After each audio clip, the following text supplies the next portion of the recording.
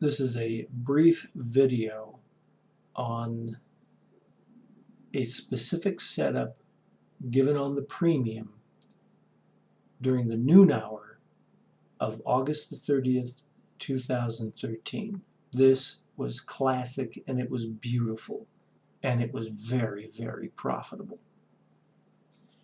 Now, despite the fact that the market was in a short trend, we had a beautiful counter trend setup on the premium shortly after 12 p.m. on this date. Let's examine the setup.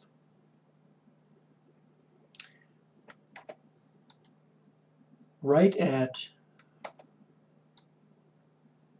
12:03, there was a new low for the day on the premium. Our students know that when you get a new low on the premium, the market is either going to drop lower or the premium is going to drop lower, or both. Generally speaking, we expect the former to occur. The Spoos will drop lower. At 12:03:40, we had a new high on the premium for the day. That tells us that the Spoos are going to go higher than 1630. So at this point in time, which will happen first is unknown. What we simply have to do is observe. Now, by observing the movement of our indicators, you had a very good opportunity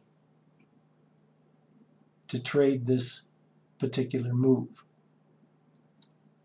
Right after the new high, if we just look at our indicators alone, this drop into 1628 could have been an opportunity for a long trade. If you had gone long right there, your indicators, however, are going short right after the move back up to 29.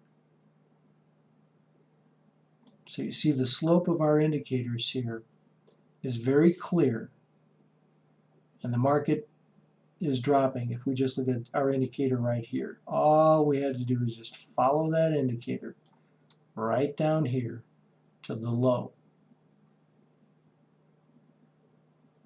At that point in time, the lows of the premium were going lower, and then finally the lows are at a higher low right at our threshold level at 26.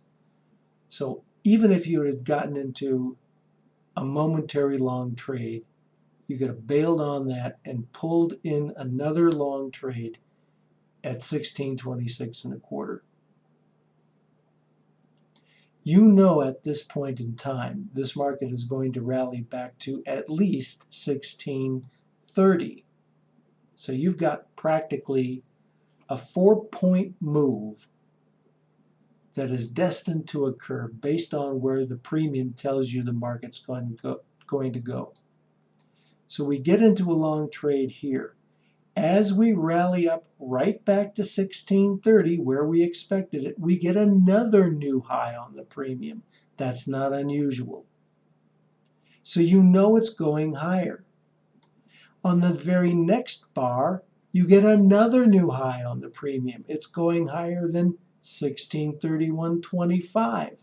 And as you come right back to 1631.25, the market moves higher. The next bar gives you another new high on the premium, and finally a divergence at the high at 1634.75.